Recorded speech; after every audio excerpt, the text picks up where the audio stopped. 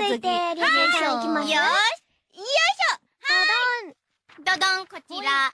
ラジオネーム、ロブスターさんからいただきました。ありがとうございます。かわいいくしゃみの仕方を教えてください。あらくしゃみどうですか？かわいいな。くしゃみね。言われない？くしゃみ。くしゃみ。実際、お芝居でくしゃみとか、たまに、あるね。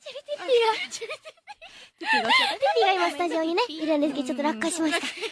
今、救助しました。はい。で、何でしたっけ？くしゃみ。くしゃみ、実際演技でされたことあります？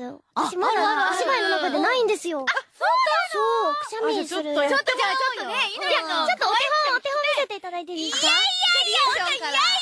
声がでかい。声がでかい。いいですよ、お願いだよ。遠慮の声がね。できるからちょっとうまくできなくてもちょっと許してください。もう可愛いので全然。可愛いやつか。よし、可愛いやつ。よし、可愛いやつ。いきますよ。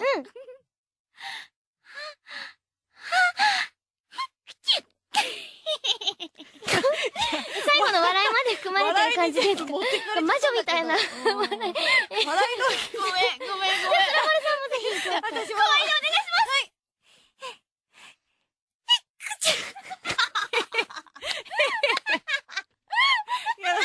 笑いがこれ私お手本になった。じゃあ、いのにこれを踏まえて、かわいいくしゃみお願いします。わかりました。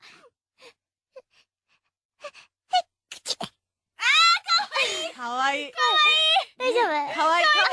最後まで。ありがとう。最後に笑いをそうだね。ない。笑いをつける。つけた方がいい。つけた方が、可愛さが際立つから、くしゅ。可愛さってトータルでなるみたいな。くしゅ、えへへで。